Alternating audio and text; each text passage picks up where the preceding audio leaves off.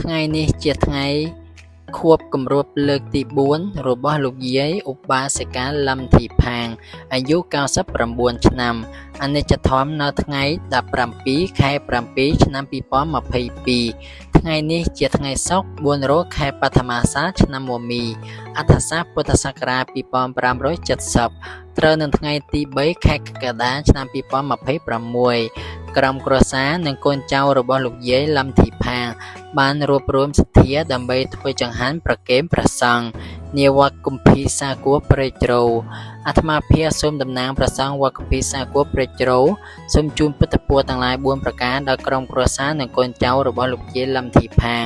គឺជួបនៅពុទ្ធពរទាំងឡាយ4ប្រការគឺអាយុវណ្ណៈសុខៈបលៈនិងសម្បត្តិ3ប្រការ